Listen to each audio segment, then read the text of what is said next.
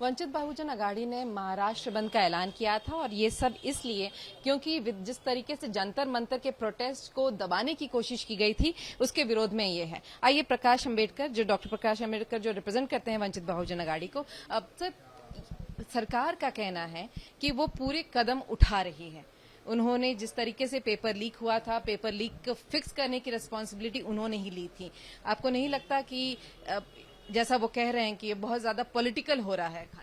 सवाल ये है उनसे कि जिसकी शिक्षा के साथ में संबंध नहीं है वो अगर बात ना करे तो उचित होगा, ऐसा मैं मान के चलता हूँ।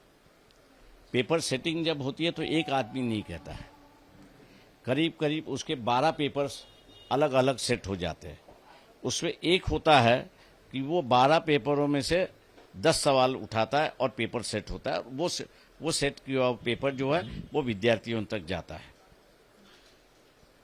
अब ऐसा है कि ये सिस्टम होने के बाद आपने कहा कि भाई पेपर जो लीक हुआ है वो लातूर हुआ है, आपने अहमदाबाद का नाम लिया है। गिरफ्तारियां बताओ, मैं ये प्राइम मिनिस्टर से पूछना चाहता हूं कि जो व्यक्ति 12-14 जो थे उन्होंने पेपर सेट किए थे उसमें से 10 चुनने वाले थे, क्या वो लातूर वाले थे? क्या वो अहमदाबाद वाले थे?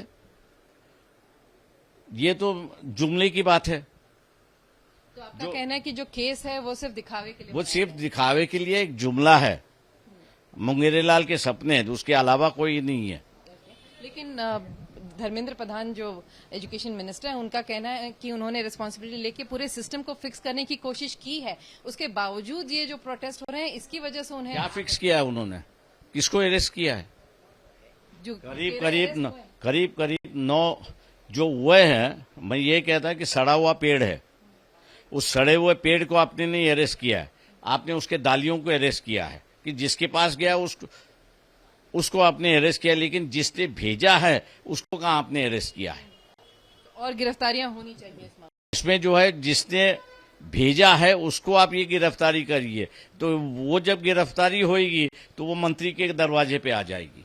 तो इसलिए वो अरेस्ट नहीं हो रहे और ना होंगे भी। तो आपका कहना है कि पेपर लीक में भी लोग, पॉलिटिकल लोग ही इन्वॉल्व हैं? मैं ये कहूँगा सरकार है, सरकार बताए कौन है कौन नहीं है। तो जो उन्होंने तो 13 गिरफ्तारियां की हैं, उनका कहना है वही कहा कि 13 डालियां आपने अरेस्ट की है, सड़ा हुआ पेड़ कहाँ आपने पकड़ा है? तो ये जो विरोध प्रदर्शन हो रहा है वो राजनीतिक नहीं है, ये सचमुच भविष्य के जो छात्र हैं उनके भविष्य की चिंता के तहत ही हो रहा है। देखिए ये मेरे ख्याल से लाठीचार्ज होने के पहले ये विद्यार्थियों का ही था। अभी भी स्टेट्स में जो हो रहा है वो भी विद्यार्थी ही रास्ते पर उतर रहे हैं, उन पर कोई पॉलिटिकल पार्टी लीड नहीं कर रही है। और मैं जैसे कह रहा हूं कि पहली बार अब पॉलिटिकल पार्टी लड़ने आई है, मैं उनका स्वागत कर रहा हूं। नहीं तो इनकी एक आंख बीजेपी की ओर होती थी और एक आंख लोगों के यहाँ होती थी। तो ये छोड़ के अभी वो लोगों के लिए लड़ने के लिए आए, मैं उसका स्वागत करता हूं। सपोर्ट दिया उसका भी मैं स्वागत करता हूं। ये इसका अगर सरकार ने हल नहीं निकाला तो यहां रुकने वाला नहीं है, ये दायरा बढ़ने वाला है। क्योंकि जिस तरह से सोशल मीडिया पे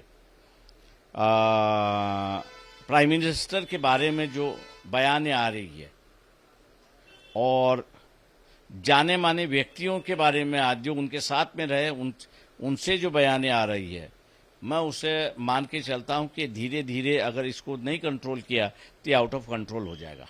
तो अगर जिस तरीके से राजनीतिक पार्टियां अब इसमें हिस्सा ले रही, कांग्रेस से लेकर मतलब आप इंडिया अलायंस के जितने लोग हैं आप लोग भी अब इसमें कूद गए हैं। इंडिया अलायंस में नहीं, इंडिया अलायंस के अलावा आप लोग भी इसमें आ गए हैं, तो ये, लेकिन आपका मानना है कि अभी भी राजनीतिक नहीं है, ये सिर्फ छात्रों का ही प्रोटेस्ट? देखिए अभी तक ये छात्रों का है, हम लोग भी छात्रों को ही सपोर्ट कर रहे हैं और इसमें किसी बात की राजनीति कोई भी ले नहीं आया है अभी तक।